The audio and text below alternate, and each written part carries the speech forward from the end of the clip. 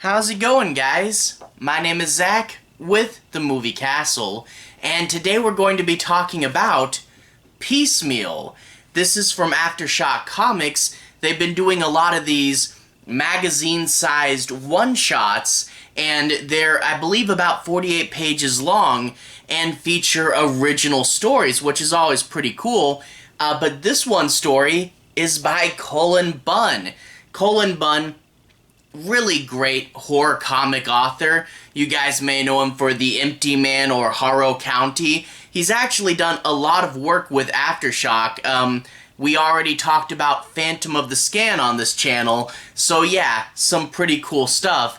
And this features art by Szymon Kudranski, and the art in here is pretty good as well. Really dark and creepy. A lot of the scenes are almost black and white, but with this usually purple neon light splashing in. Really cool, you know, kind of neon horror. I really do like it. It's pretty good and creepy for a horror story. But what's the story about? In this story, a bunch of kids who are about to graduate and probably leave their old hometown do one last get-together. They go and explore a haunted house, and in the haunted house, one of the kids finds a human brain in a jar. That's a good creepy setup. That's already pretty disturbing. But the thing is, the haunted house, the legend has it that there was a serial killer in the haunted house that would use magical powers to lure people into his house with dreams. They would have bad dreams and sleepwalk right into the haunted house. Well, now that he's found this brain, he's plagued with bad dreams, and his friends start to either die or go missing, and he's starting to wonder, what did I find in that haunted house, and whose brain is this? And overall, this is a really good short horror story. It's, you know, like I said, not too terribly long, but it uses its length really well where it never really feels too short or too rushed, and it really does feel like watching a pretty good horror movie. I really do like the length here. It uses it to its advantage and tells this really nice self-contained story. There's lots of that dreamlike imagery, you know. That's one thing, you know, is he has these disturbing dreams where he sees his friend die, and sometimes the deaths are only told through the dream. We don't always get to see what really happened to them, especially in cases where they do disappear, which I do kind of wish we got more in the real world to see what was really happening.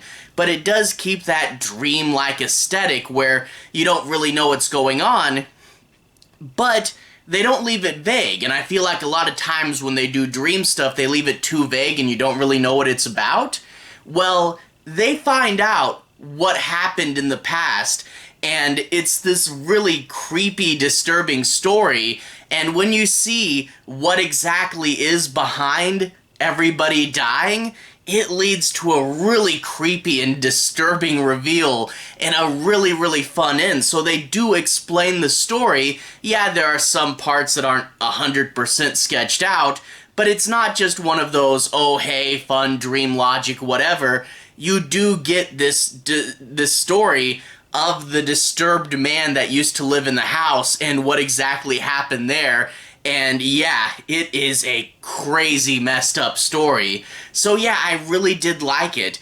It fit the length really well, really good atmosphere, and a really great disturbing ending that I thought was pretty fun. So yeah, a good Cullen Bunn book, and it really did, you know, at times feel like I was watching a movie, so I would really like, I mean, they turned Empty Man into a movie. They really need to get a bunch of Cullen Bunn's other stuff adapted, and I would say that this would be a great candidate for one.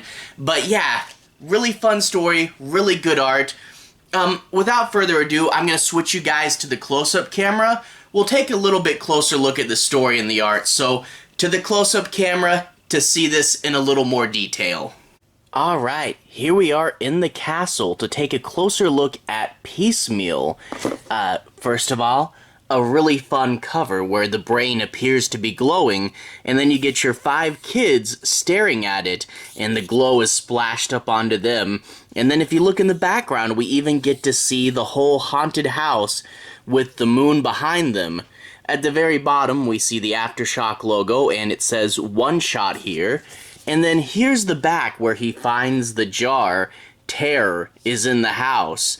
And we see, of course, their credits, 48 pages, but also at the bottom, only $6.99, which I feel is a pretty fair price, granted that this is magazine-sized and 48 pages long.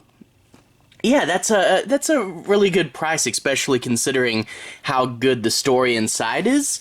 And if we crack it open on this title page with the full credits, one thing I do want to point out is the artist is actually also the colorist, which I really do like, just sort of fleshing out their work and, planning the art with the colors in mind, and especially just how great the art and the color really gets in here.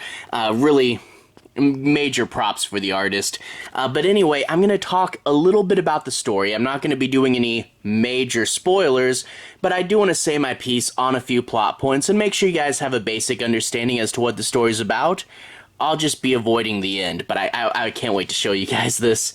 But anyway, we get a group of friends, and they're talking about how they're going to graduate, and they probably won't spend too terribly much time together because 3 of them are going away. That's only going to leave 2 left, and they're all taking their own separate ways and hoping to get out of their town. Also, this book is set in 1989, so, good 80s atmosphere here. But what are they going to do for one of their last few times together?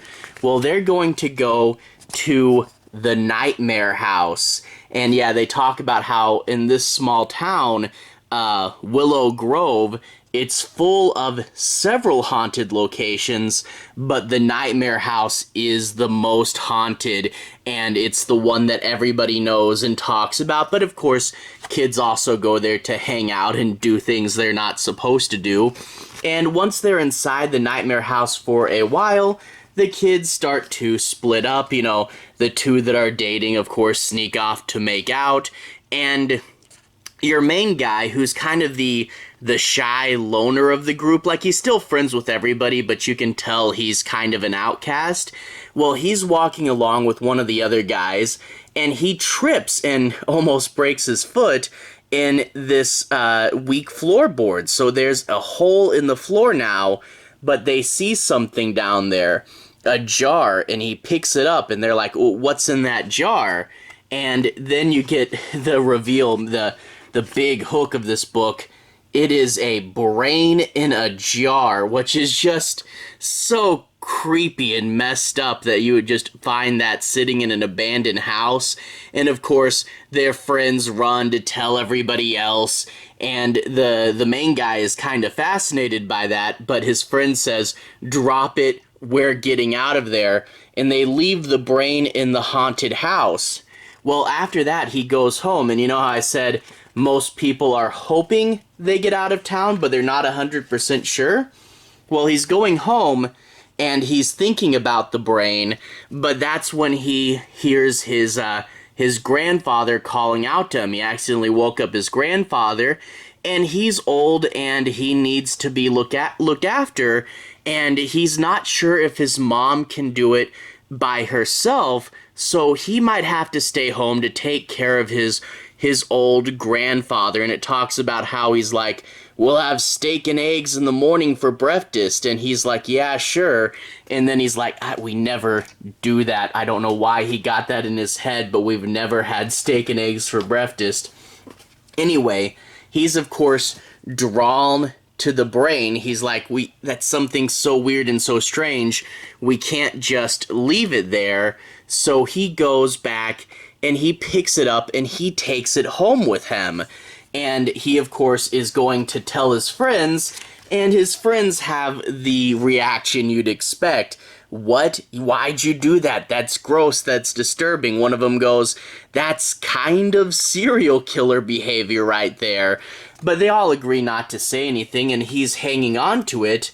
But then, when he goes back home again, he finds that Grandpa has wandered into his room, and he's talking to the brain. And he's like, oh, sorry, I get a little mixed up there. And he'll start to drift in and out of the past and get confused about where he is.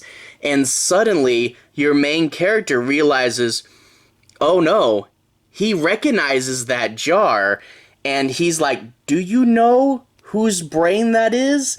Did you know this guy in the past? And you begin to wonder, what is Grandpa's relation? And as he drifts between the past and the present, we'll start to see what all Grandpa knows.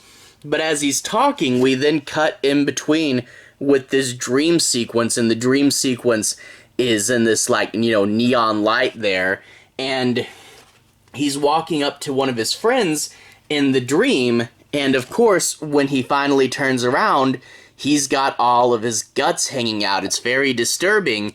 But then it cuts to a scene on the road where they're following each other in their cars, and that one guy goes over the cliff into the ditch there, and they follow him, and they find him outside of the car, and the paramedics are going to say that he died in the wreck, but they know that he was, that he got out of the car somehow and was killed outside by something else, and you don't really know what happened, and they're disturbed at his funeral, and it's intercut with this other dream where he goes and he looks in the coffin, and he sees his friend there, but instead of his friend's face, there's the brain in the jar. And while all this dream is going on, he meets one of his other friends in the dream, and he tries to get his attention, and the friend's arm just comes off completely right there, which is really messed up. And it cuts to them the next day, and they find the police have surrounded the guy's house. Apparently he died in some violent way, but the police aren't telling them what happened. And he said, yeah, he never let us into his house.